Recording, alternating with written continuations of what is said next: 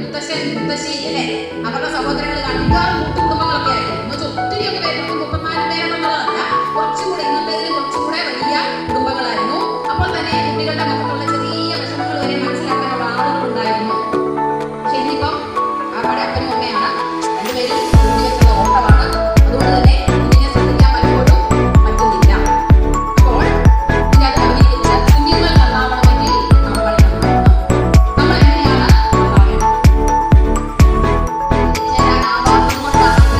ദൈവം അമ്മമാരെ ഭൂമിയിലേക്ക് വെച്ചത്.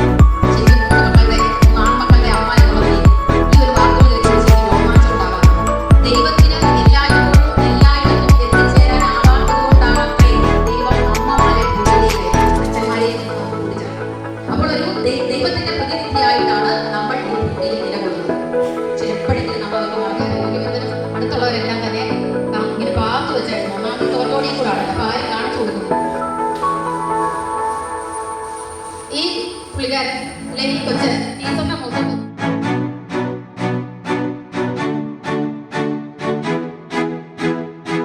ടീച്ചറിന്റെ അമ്മായിമ്മമാരോടൊന്നും കെട്ടിയോ കെട്ടിയാണെന്നൊന്നും കൊച്ചിനറിയത്തില്ല. കൊച്ചു വീട്ടിൽ കയറുന്നത് രാവിലെ എഴുന്നേറ്റ് വന്നാണ് അമ്മ പറയാം, പോയി കുഞ്ഞു കഴിയിട്ട് പാടാം, കിഴക്കാൻ താമസിക്കുന്നത്, അങ്ങനെ അറിയാം.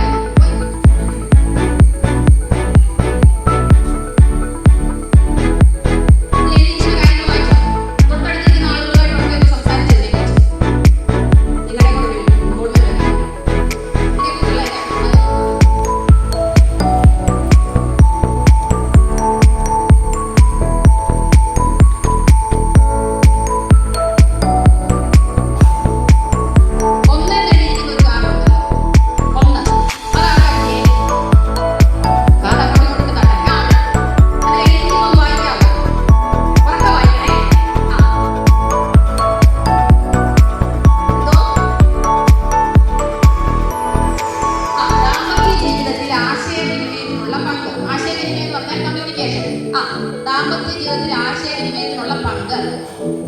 കൂടെ ഇരിക്കുന്നവരുമായിട്ട് സംസാരിക്കാൻ നേരം കിട്ടിയില്ലായിരിക്കും അല്ലേ?